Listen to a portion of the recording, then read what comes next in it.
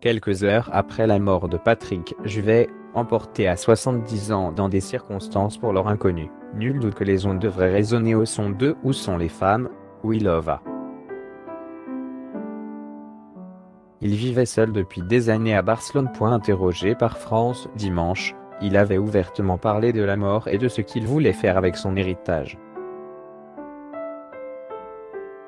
À lire aussi Mort de Reggie Warren, Troupe. Le chanteur avait 52 ans. Tonton David est mort. Le chanteur de Chacun sa route avait 53 ans. Mort de Kevin Frey à 24 ans. Le chanteur, ouvertement gay. Aujourd'hui, je suis en pleine forme, je ne bois plus d'alcool depuis longtemps. Il a longtemps eu une addiction. NDLR. Et je suis loin de penser à la mort. Ce qui ne m'empêche pas de réfléchir à la suite. Je n'ai pas fait de testament, mais j'aimerais léguer tout mon argent aux enfants défavorisés.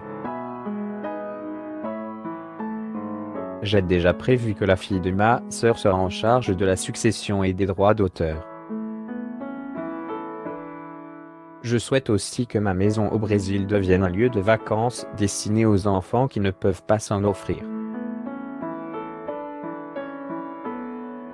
Confiait-il avec la plus grande transparence à France Dimanche.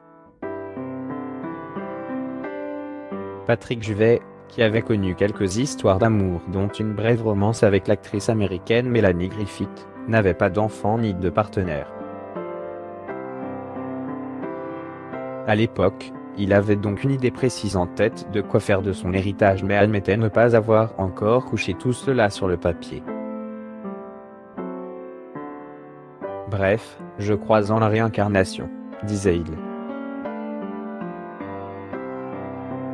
Peut-être me faudrait-il officialiser mes désirs en allant signer des papiers chez un notaire, mais, par superstition, je ne l'ai toujours pas faite. Ça me donnerait l'impression que je vais mourir le lendemain.